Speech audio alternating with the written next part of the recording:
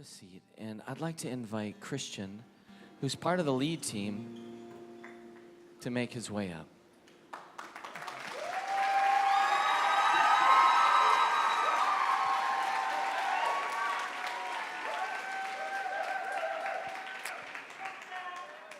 He's got a lot of muscles, and the Lord is doing great things, and he's becoming strong in the Lord, and he's just going to share a few things that are on his mind. It takes a lot of guts to get up in front of your fellow peers and just be vulnerable. So listen well, and I believe the Lord will speak to you through my brother's testimony.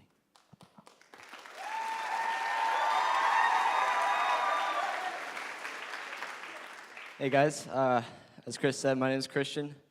I'm 15 years old, and I'm from Halifax, right here, St. Benedict Parish, in the back there. Yeah? All right. So I'd like to just share a little bit with you about my faith journey and my first encounter with God. So growing up, I was a cradled Catholic. My parents were involved in the church all the time, and so therefore so was I. I knew all my scripture verses. I prayed every day.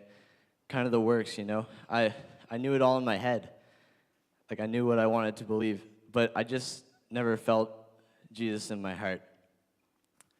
So as I grew up, I went into public schooling, and I had friends around me that didn't have the same beliefs as I did. And so I started to doubt. Questions started creeping into my mind, like, is what I believe even true? Is God real? And I struggled with that growing up because I never had that relationship in my heart with God. So when I was old enough, my parents told me about the Steubenville conference, and I decided to go with my youth group because there was a lot of friends in that I wanted to hang out with.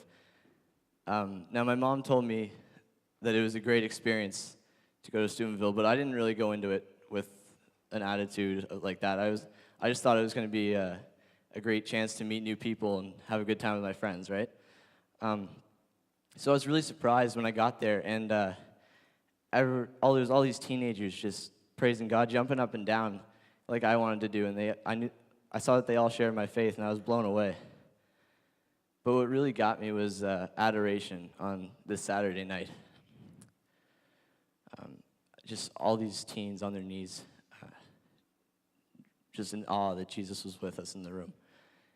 And I decided that night that I was really gonna open up, and I did that for the first time in my life. And as the monstrance came around, I reached out to God, and I could feel him reaching back to me. It's just this feeling of warmth and peace. Unexplainable, really.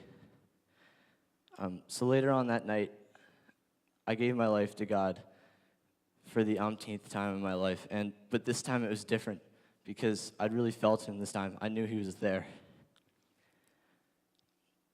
At the end of the conference, the MC, he shared an analogy with us. He said, I cried with my wife on my wedding day, and I knew that the love between us was real. But just because I didn't bawl my eyes out today at breakfast doesn't mean that she's fake, right? She's still there. So he said, don't let the world tell you that God's not real, because you have experienced him this weekend. So I was able to use that going forward in my life to remind myself that God is real. And don't get me wrong, I still have the same struggles, and I still mess up all the time. But I know that God's with me through that. Just because he doesn't show up, just because I don't feel him every time I pray or I go to church, doesn't mean he's not there.